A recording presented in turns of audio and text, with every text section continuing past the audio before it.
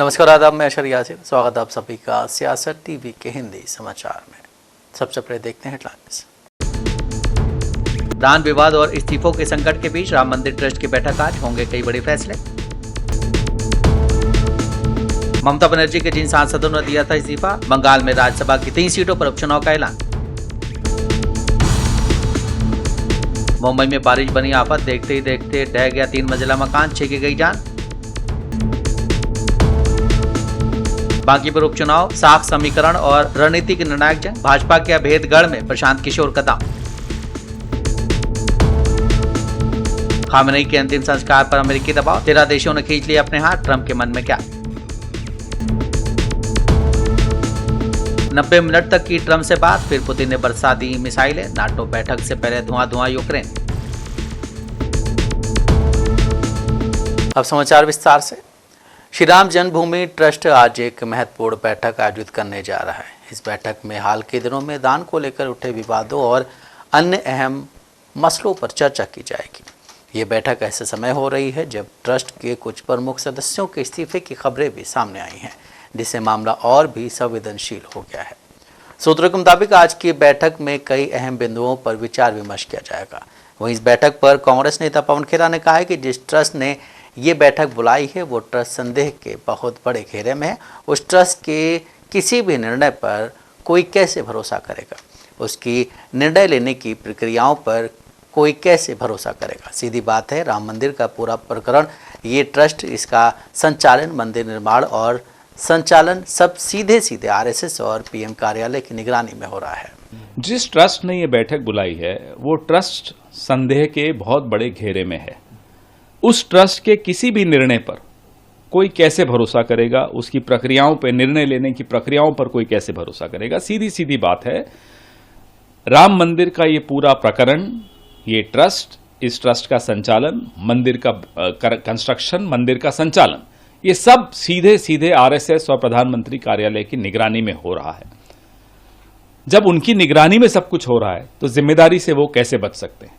बाकी बिहारी धाम और बद्रीनाथ टेम्पल में जो कमेटी है उन्होंने एक पैनल बनाया है जो जांच करेगी। जितनी ये खबरें आ रही हैं धार्मिक स्थलों पर लूट खसोट और डकैती की, इससे एक चीज फिर से साबित होती है कि आरएसएस और भारतीय जनता पार्टी के लिए धर्म एक प्रयोग है, एक साधन है सत्ता हथियाने के लिए और धन लूटने के लिए।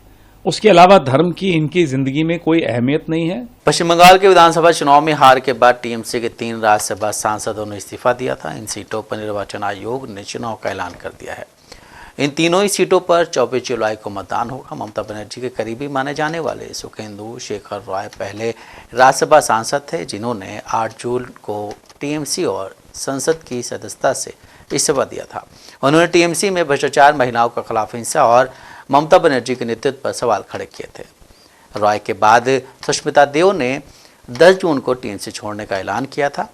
इस्तीफा सौंपने के तुरंत बाद सुष्मिता ने दिल्ली में असम के मुख्यमंत्री हेमंत बिस्वा शर्मा से मुलाकात की थी, जिसके बाद कयास लगाए जाने लगे थे कि वो बीजेपी में शामिल हो सकती हैं और बीजेपी उन्हें असम से राज्यसभा भेज सकती है। सुखेंदु और सुमित्रा के बाद प्रकाश चिक तीसरे राज्यसभा सांसद थे जिन्होंने टीएमसी से इस्तीफा दिया। वहीं आपको बता दें कि टीएमसी के राज्यसभा में 13 सांसद थे, जिनमें से 3 का इस्तीफा हो चुका है। अब सिर्फ 10 सांसद बचे हैं। बीजेपी के वरिष्ठ नेता और सांसद रविशंकर प्रसाद ने राहुल गांधी के बिहार दौरे पर कहा है कि राहुल गांधी जहां भी जाते हैं कांग्रेस की लुटिया डूब जाती है। पश्चिम बंगाल गए, असम गए, महाराष्ट्र गए, हरियाणा गए, उनके पुराने सहयोगी डीएमके भी उनसे दूर हो गए। आने का अधिकार उनका है, लेकिन जनता कुछ नहीं करने वाली है। उन्होंने एसआईआर पर कितना खुराफात किया था, क्या हुआ। राहुल गांधी जनता की नब्ज को नहीं समझते हैं, बिहार की जनता को तो बिल्कुल नहीं समझते हैं। राहुल गांधी जी जहां भी जाते हैं कांग्रेस की लुटिया डूब जाती है। बंगाल गए, आसाम गए, बाकी देश में महाराष्ट्र गए, हरियाणा गए, तो जहां जाते हैं तो कांग्रेस का आप हाल देखते ही हैं। उनके पुराने सहयोगी अन्ना डीएमके भी उनसे दूर हो गए। चलिए, आने का अधिकार तो उनका है, लेकिन जनता कुछ नहीं करने वाली। याद है ना एसआईआर पर कितना उन्होंने यहां पर खुराफात किया था, क्या हुआ। तो राहुल गांधी जनता की नब्ज को नहीं समझते हैं और बिहार की जनता की नब्ज को तो बिल्कुल नहीं समझते। मुंबई के मानकोट इलाके से एक बेहद दुखद और डरावने वाली खबर सामने आई। यहाँ लगातार हो रही बारिश के बीच एक 3 मंजिला मकान का एक बड़ा हिस्सा अचानक भरभरा कर गिर गया। इस हादसे में 6 लोगों की जान चली गई है, जिनमें एक ही परिवार के 5 सदस्य बताए जा रहे हैं। स्थानीय लोगों का कहना है कि इमारत में दरारें आने लगी थी और कुछ परिवारों ने पहले ही कमरे खाली कर दिए थे। हालांकि एक परिवार समय रहते बाहर नहीं निकल पाए और मलबे में दब गया। सूचना मिलते ही पुलिस, दमकल विभाग और बचाव दल मौके पर पहुंचा और राहत कार्य शुरू किया। बताया जा रहा है कि ये इमारत महज 2-3 साल पहले ही बनी थी, लेकिन समय से पहले ही जर्जर हो गई। हादसे के बाद सरकार ने मृतकों के परिजनों को 4-4 लाख रुपए की सहायता देने का ऐलान किया है। वही अवैध निर्माण और सुरक्षा मानकों को लेकर सवाल भी उठने लगे हैं। महाराष्ट्र के कई हिस्सों में हो रही मूसलाधार बारिश आफत का सबब बन चुकी। लगातार हो रही भारी बारिश और पहाड़ी इलाकों में लैंडस्लाइड की वजह से पुणे मुंबई एक्सप्रेसवे और पुराने मुंबई पुणे हाईवे पर गाड़ियों की आवाजाही पूरी तरह ठप हो गई। लगातार गिरते मलबे और सुरक्षा जोखिमों को देखते हुए पुणे जिला प्रशासन ने एक बड़ा फैसला लिया है। पुणे जिला प्रशासन की आधिकारिक सूचना के मुताबिक अत्यधिक भारी बारिश और भूस्खलन के गंभीर खतरों को देखते हुए पुणे से मुंबई और मुंबई से पुणे दोनों ही दिशाओं पर ट्रैफिक अगले आदेश तक पूरी तरह बंद कर दिया गया है। यहाँ पर अभी पुणे मुंबई एक्सप्रेसवे पर कनेक्टिंग लिंक में एक थोड़ा लैंडस्लाइड से वजह से थोड़ा ये रास्ता पूरा बंद हुआ है। वैसे ही जो पुराना अपना एक्सप्रेसवे था उसके ऊपर भी वाटर लॉगिंग की वजह से वो भी रास्ता बंद हुआ है और ओल्ड हाईवे है वहाँ पर भी एक लैंडस्लाइड हुई है। तो ये पूरा पुणे से मुंबई जाने के लिए जो पूरा रास्ता है वो अभी बंद है। मुंबई टू पुणे की जो लेन है वो अभी चल रही है, उसमें कोई भी दिक्कत नहीं है, लेकिन ट्रैफिक स्लो मूविंग है। सभी लोगों से हमारी ये अपील है, पुणे से मुंबई जाने वाली जो आपकी अगर जर्नी है तो उसे स्थगित कर दीजिए। जैसे ही ये रोड क्लियर हो जाएगा प्रशासन की तरफ से पूरी जानकारी दी जाएगी, तब आपका जर्नी आप स्टार्ट कर सकते हैं। मुंबई से पुणे जाने के लिए अगर आपका इमरजेंसी है तभी निकलिए। वो लेन चल रही है, धीमी है, लेकिन वो लेन ठीक से चल रही है, इसमें कोई दिक्कत नहीं। लखनऊ में यूपी के सीएम योगी आदित्यनाथ ने भारतीय जनसंघ के संस्थापक श्यामा प्रसाद मुखर्जी की 125वीं जयंती पर आज उन्हें श्रद्धांजलि अर्पित की। इस मौके पर डिप्टी सीएम ब्रजेश पाठक, मंत्री स्वतंत्र देव सिंह समेत कई अन्य लोग मौजूद रहे। योगी ने कहा है कि ईस्ट बंगाल को पाकिस्तान के खूनी चंगुल से बचाने में डॉक्टर श्यामा प्रसाद मुखर्जी ने अहम भूमिका निभाई थी। आज वहाँ बीजेपी की सरकार है, एक ऐसी पार्टी जो उन्हें अपना मार्गदर्शक मानती है। बंगाल में डबल इंजन सरकार अभी उनके जुड़े सभी जगहों पर फिर से ठीक करने और संवारने का काम करने का ढंग से प्रभावी चला रही है। जिस बंगाल को पाकिस्तान के खूनी पंजे से बचाने में महती भूमिका का निर्वहन डॉक्टर श्यामा प्रसाद मुखर्जी ने किया था, वही बंगाल आज डॉक्टर श्यामा प्रसाद मुखर्जी को अपना आदर्श मानने वाली भारतीय जनता पार्टी के शासन का हिस्सा बना हुआ है। बंगाल में डॉक्टर श्यामा प्रसाद मुखर्जी से जुड़े हुए उन सभी स्थलों के पुनरुद्धार के लिए आज बंगाल की डबल इंजन की सरकार प्रभावी ढंग से कार्य कर रही है। आज जब डॉक्टर श्यामा प्रसाद मुखर्जी जी के 125वें जयंती कार्यक्रम में हम सब यहां पर एकत्र हुए हैं, मैं भारत माता के इस महान सपूत, प्रखर स्वतंत्रता संग्राम सेनानी डॉक्टर श्यामा प्रसाद मुखर्जी की स्मृतियों को नमन करते हुए उन्हें विनम्र श्रद्धांजलि अर्पित करता हूं। दिल्ली के पूर्व मुख्यमंत्री और आम आदमी पार्टी के राष्ट्रीय संयोजक अरविंद केजरीवाल ने लखनऊ में बीजेपी के राष्ट्रीय अध्यक्ष नितिन नबीन के रोड शो को लेकर बीजेपी पर निशाना साधा है। पूर्व सीएम ने एक्स पर एक पोस्ट कर लिखा है कि हिंदुओं को जितना अपमानित बीजेपी ने किया है उतना तताइयों ने 5000 सालों के इतिहास में नहीं किया है। इसके साथ ही उन्होंने बीजेपी पर हिंदुओं को लूटने का आरोप भी लगाया है। इस पोस्ट के साथ केजरीवाल ने बीजेपी अध्यक्ष नितिन नबीन की एक रैली का वीडियो भी शेयर किया है, जिसमें एक शख्स हनुमान के ड्रेस में उनकी गाड़ी के सामने नाच रहा है, जिसे लेकर केजरीवाल ने बीजेपी से माफ़ी की मांग की। केजरीवाल ने लिखा है, जितना नुकसान और अपमान आप लोगों ने हिंदू धर्म का किया है, शायद भारत के 5000 वर्षों के इतिहास में बाहर से आने वालों ने भी इतना नुकसान नहीं किया जितना आप लोगों ने हिंदुओं को लूटा। आज तक किसी ने नहीं लूटा है। हिंदू धर्म अब पर आप लोग कलंक हैं। उन्होंने आगे लिखा है कि ये वीडियो देखिए, ये क्या कर रहे हैं। आपको शर्म आनी चाहिए, आपको माफ़ी मांगनी चाहिए।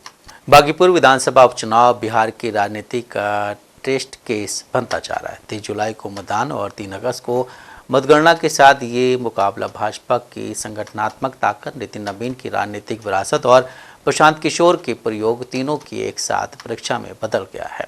ये सीट दशकों से भाजपा का मजबूत खिला रही है। अब इस पर जेडीयू के कार्यकारी अध्यक्ष संजय झा ने कहा है कि लोकतंत्र में चुनाव में किसी को भी कहीं से भी चुनाव लड़ने का अधिकार है। चुनाव में जनता मालिक होती है। बांकीपुर विधानसभा के विधायक एक पार्टी के राष्ट्रीय अध्यक्ष बने हैं। वो बिहार के पहले नेता हैं जो केंद्र में जिस पार्टी की सरकार है उसके राष्ट्रीय अध्यक्ष बने हैं। बांकीपुर में एनडीए बहुत बड़े अंतर से चुनाव जीतेगा। लोकतंत्र में चुनाव में किसी को भी कहीं से खड़ा होने का अधिकार है और जनता मालिक होती है वोट के समय में। जहाँ तक बांकीपुर के चुनाव का बात है, ये पूरे बिहार के लिए इतनी बड़ी प्रतिष्ठा की बात है कि बिहार के ही आदमी जो नेता है उनको राष्ट्रीय अध्यक्ष बनाया गया भारतीय जनता पार्टी। सर पहला वो व्यक्ति है जो जिनकी सरकार है दिल्ली में, उस पार्टी के राष्ट्रीय अध्यक्ष बने। बिहार से हमको नहीं ध्यान में आता है कि कोई दूसरा, कांग्रेस में तो बन ही नहीं सकता, तो परिवार में रहता है। तो बीजेपी में पहले बिहार के नेता है जो राष्ट्रीय अध्यक्ष बने, और बिहार नहीं बांकीपुर विधानसभा के विधायक को इतनी बड़ी प्रतिष्ठा मिली जो वो राष्ट्रीय अध्यक्ष बने एक पार्टी के, और चुनाव भी उसी बैकग्राउंड में हो रहा है। चुनाव तो अभी कुछ दिन पहले हुआ ही था। मुझे जरूर लगता है कि बिहार में जब विधानसभा चुनाव भी हुआ था, हम लोगों ने कहा था उस समय कि जो डबल इंजन की सरकार बिहार में और देश में काम कर रही है, कोई ये मिस नहीं करना चाहता इस समय को, इस मोमेंट को। और बांकीपुर में एनडीए जो हम लोगों को फीडबैक है, जो जानकारी है, बहुत बड़े मार्जिन से चुनाव जीता। वहीं इजराइल के प्रधानमंत्री बेंजामिन नेतन्याहू ने भारत को इजराइल के सबसे महान समर्थकों में से एक बताया। उन्होंने अमेरिकी उपराष्ट्रपति जेडी वेंस के उस हालिया बयान को सिरे से खारिज कर दिया जिसमें वेंस ने कहा था कि अमेरिका के अलावा दुनिया में इजराइल का कोई शक्तिशाली सहयोगी नहीं बचा है। एक न्यूज़ के मुताबिक नेतन्याहू ने कहा है कि इजराइल को भारत में ज़बरदस्त समर्थन हासिल है। गाजा, ईरान और लेबनान के साथ जारी युद्धों के कारण दुनिया भर में भारी आलोचना का सामना कर रहे इजरायली नेता ने कहा है कि हमारे कुछ अन्य मित्र भी हैं, जैसे भारत नाम का एक देश है, वहाँ 1.4 अरब लोग रहते हैं और वहाँ हमें अविश्वसनीय रूप से भारी समर्थन प्राप्त है। नेतन्याहू ने आगे कहा है कि वो अमेरिकी राष्ट्रपति उपराष्ट्रपति जेडी वेंस का सम्मान करते हैं और उन्होंने राष्ट्रपति डोनाल्ड ट्रंप को व्हाइट हाउस में इजराइल का अब तक का सबसे बड़ा मित्र बताया है। पश्चिमी एशिया का संकट अब एक बेहद पेचीदा मोड़ पर आ गया है, जहाँ एक तरफ युद्ध थामने और अमेरिका, इजराइल व ईरान को बातचीत की मेज पर लाने की कूटनीतिक कोशिशें जारी हैं, वहीं दूसरी तरफ शांति की उम्मीदों के बीच एक बड़ी खबर ने दुनिया को चौंका दिया है। ईरानी मीडिया का दावा है कि अमेरिका ने बैक चैनल की डिप्लोमेसी के जरिए दुनिया के कई देशों पर ईरान के पूर्व supreme leader Ayatollah Ali Khamenei के अंतिम संस्कार में शामिल न होने का भारी दबाव बनाया। इतना ही नहीं, खबर तो ये भी है कि इस अमेरिकी चक्रव्यूह के बाद कम से कम 13 देशों ने कदम पीछे खींच लिए हैं या फिर अपनी भूमिका कम कर दी है। अब ऐसे में संघर्ष विराम को लेकर जारी अनिश्चितता के बीच अमेरिका के इस कड़े और नए कूटनीतिक रुख ने नया सस्पेंस पैदा कर दिया है। अमेरिका के इस कदम को लेकर सामने आई रिपोर्ट्स में दावा किया गया है कि अमेरिकी विदेश मंत्री ने 26 जून को अमेरिकी दूतावास को गुप्त निर्देश दिए थे। अमेरिकी राजनयिकों से कहा था कि वो हर मुमकिन कोशिश करके देशों को इस अंतिम संस्कार में जाने से रोकें। अमेरिका का कहना है कि इस कार्यक्रम में शामिल होने को एक अमित्र कार्य माना जाएगा, जिससे अमेरिका के साथ उनके रिश्तों पर असर पड़ सकता है। रूस और यूक्रेन के बीच 4 साल से जारी युद्ध थमने का नाम नहीं ले रहा है। एक बार फिर रूस ने आज तड़के यूक्रेन की राजधानी कीव और उसके आसपास के इलाकों पर बैलिस्टिक मिसाइलों से हमला कर दिया। इस हमले में कम से कम 8 लोग घायल हो गए और कई जगहों पर भीषण आग लग गई है। यह हमला ऐसे समय हुआ है जब अमेरिकी राष्ट्रपति डोनाल्ड ट्रंप ने रूसी राष्ट्रपति व्लादिमीर पुतिन से लंबी बातचीत की। दोनों ने इस युद्ध को रोकने पर बात की, लेकिन उसके तुरंत बाद रूस यूक्रेन की राजधानी कीव पर टूट पड़ा। वहीं आपको बता दें कि कुछ ही दिन पहले रूस ने कीव पर एक और बड़ा हमला किया था। हमले के दौरान पूरे कीव में लगातार धमाकों की आवाज़ें सुनाई दी थी। हवाई हमले का सायरन बजते ही लोग अपनी जान बचाने के लिए बंकरों और सुरक्षित स्थानों की ओर भागने लगे। यूक्रेन की राजधानी में एक के बाद एक 10 से ज़्यादा धमाके हुए, जबकि कुछ देर बाद मिसाइलों की दूसरी लहर ने भी शहर को निशाना बनाया। इसमें कम से कम 8 लोगों की मौत हुई है और ये भी बताया जा रहा है कि 30 से ज़्यादा लोग घायल हो गए हैं, जिनका इलाज चल रहा है। हिंदी समाचार यहीं समाप्त होता है। मुझे दें इजाज़त। बाकी खबरों के लिए बने रहें सियासत टीवी के साथ।